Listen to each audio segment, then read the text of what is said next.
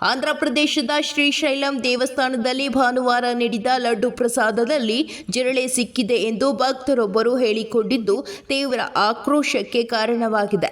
Sharatchandra K ಎಂಬುವವರು ಲಡ್ಡು ಮಧ್ಯದಲ್ಲಿ ಸತ್ತ ಕೀಟ ಇರುವುದನ್ನು ತೋರಿಸಿರುವ ವಿಡಿಯೋವನ್ನು ಹಂಚಿಕೊಂಡಿದ್ದಾರೆ. ಜಿರಳೆ ಪತ್ತೆಯಾದ ಕೂಡಲೇ ಶರಶ್ಚಂದ್ರ ದೇವಸ್ಥಾನದ ಕಾರ್ಯನಿರ್ವಾಹಕ ಅಧಿಕಾರಿಗೆ ದೂರು ನೀಡಿದ್ದು, ನಿರ್ಲಕ್ಷ್ಯದಿಂದ ದೇವಸ್ಥಾನದ ಸಿಬ್ಬಂದಿ ಲಡ್ಡುಗಳನ್ನು ತಯಾರಿಸಿದ್ದಾರೆ ಎಂದಿದ್ದಾರೆ.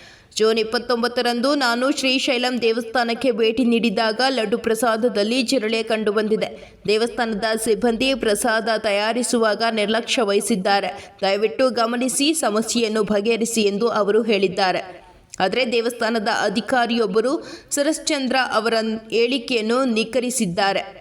ಶ್ರೀಶೈಲಂ ದೇವಸ್ಥಾನದ ಕಾರ್ಯನಿರ್ವಾಹಕ ಅಧಿಕಾರಿ ಶ್ರೀನಿವಾಸ್ ರಾವ್ ಅವರ ಪ್ರಕಾರ, ತಾವು ಸ್ವಚ್ಛತೆ ಮತ್ತು ನೈರ್ಮಲ್ಯವನ್ನು ಕಾಪಾಡಿಕೊಂಡು ಲಡ್ಡುಗಳನ್ನು ತಯಾರಿಸುತ್ತೇವೆ.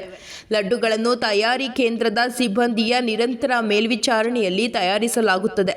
ಅದರಲ್ಲಿ ಜಿರಳೆ ಕಂಡುಬರುವ ಸಾಧ್ಯತೆ ಇಲ್ಲ ಎಂದು ಅವರು ಹೇಳಿದರು.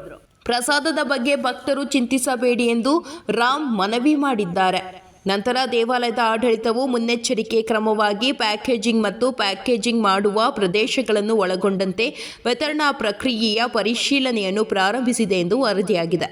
ಈ ಘಟನೆಯು ಧಾರ್ಮಿಕ ಸಂಸ್ಥೆಗಳಲ್ಲಿ, ವಿಶೇಷವಾಗಿ ಸಾವಿರಾರು ಭಕ್ತರು ಸೇವಿಸುವ ಪ್ರಸಾದ ತಯಾರಿಸುವ ಕಡೆಗಳಲ್ಲಿ ಬಲವಾದ ಸ್ವಚ್ಛತಾ ಶಿಷ್ಟಾಚಾರಗಳನ್ನು ಪಾಲಿಸುವ ಅಗತ್ಯವನ್ನು ಒತ್ತಿ ಹೇಳಿದೆ.